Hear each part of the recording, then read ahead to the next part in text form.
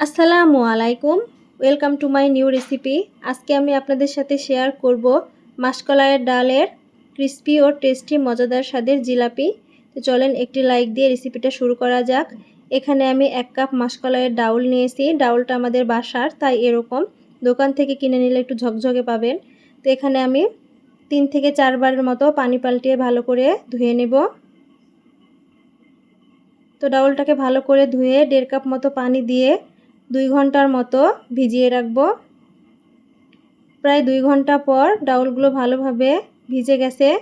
এবার আমি ব্লেন্ডারে ব্লেন্ড করে নেব। আপনারা চাইলে শিলপাটাতেও বেটে নিতে পারেন। তো আমি 3 টেবিল চামচ পানি দিয়ে ডালগুলোকে ভালো করে ব্লেন্ড করে নেব। তো আমি মিহি করে ব্লেন্ড করে নিয়েছি। এবার একটা বোলে ঢেলে নেব। আপনারা হয়তো এর থিকনেসটা দেখেই বুঝতে পেরে গেছেন যে কতটা ঘনত্ব আমি করেছি। তো এই বোলটাকে এবার সাইডে 10 মিনিটের জন্য ঢেকে রেখে দেব।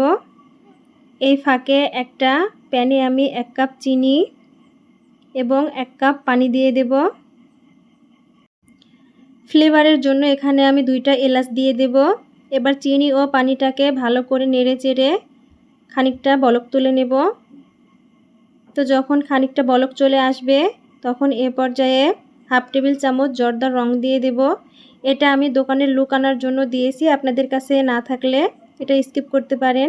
তো এ পর্যায়ে 3 থেকে 4 ফোঁটা লেবুর রস দিয়ে দেব। লেবুর রসটা দিয়ে জাস্ট 5 মিনিটের মতো জাল করে একটা আঠালো শিরা তৈরি করব। তো যখন এরকম আঠালো হয়ে যাবে তখন বুঝবেন শিরাটা হয়ে গেছে। এবার ঢেকে সাইডে রেখে দেব। এবার 10 মিনিট পর এই ডাউলগুলোকে ভালো করে হাত দিয়ে ফেটিয়ে নেব। এই কাজটা অবশ্যই করবেন। তো আমি প্রায় 5 মিনিটের মতো ডালটাকে ভালো করে ফেটিয়ে নিয়েছি। আপনারা চাইলে হ্যান্ড উইক্সের সাহায্যেও ফেটিয়ে নিতে পারেন।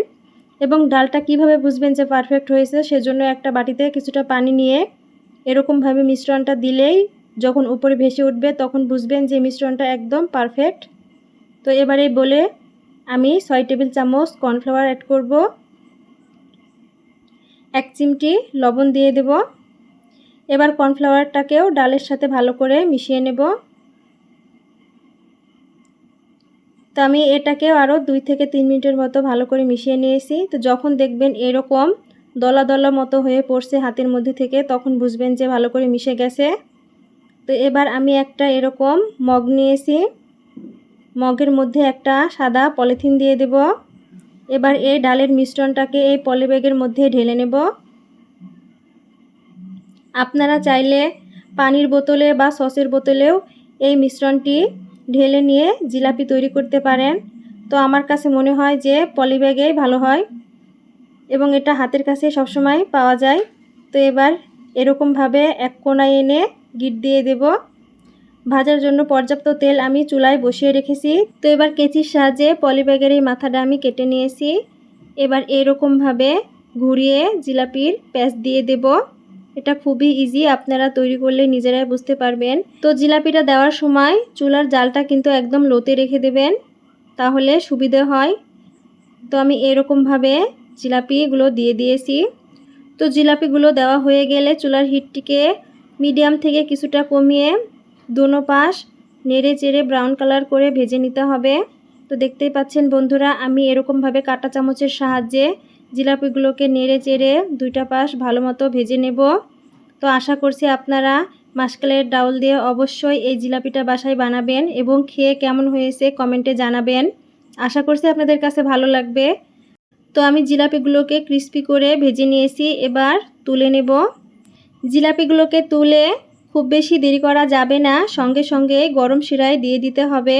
তো সে পর্যায়ে যদি শিরাটা একটু ঠান্ডা হয়ে যায় তো চুলার উপর রেখে একটু হালকা গরম করে নেবেন এবং গরম শিরায়েই জিলাপিগুলো দিয়ে দিবেন। তো এরকমভাবে কাঁটা চামচের সাহায্যে আমি উল্টিয়ে পাল্টিয়ে শিরার মধ্যে জিলাপিগুলোকে ডুবিয়ে দেব এবং খুব বেশি দেরি করব না, জাস্ট 1 থেকে 2 মিনিটের মতো রেখেই জিলাপিগুলোকে উঠিয়ে নেব।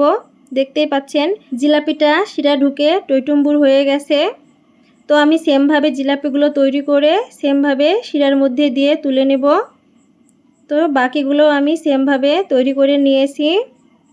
তো আশা করছি রেসিপিটা আপনাদের কাছে একটু হলেও ভালো লাগবে। ভালো লাগলে প্লিজ আমার ফেসবুক পেজটি ফলো করবেন, লাইক, কমেন্ট, শেয়ার করে দিবেন। আর আমার ইউটিউব থেকে দেখে থাকলে প্লিজ ইউটিউবের চ্যানেলটিকেও সাবস্ক্রাইব করবেন, লাইক, কমেন্ট, শেয়ার করবেন। আর মাসকলাইয়ের ডাউল দিয়ে যে এত মজার জিলাপি তৈরি হয়, আপনারা বাসায় তৈরি না করলে বুঝতে পারবেন না। তো এবার আপনাদের সাথে ভেঙে শেয়ার করি যে কতটা ক্রিস্পি হয়েছে। তো ভালো লাগলে একটা লাইক করবেন। ধন্যবাদ সবাইকে। আল্লাহ হাফেজ।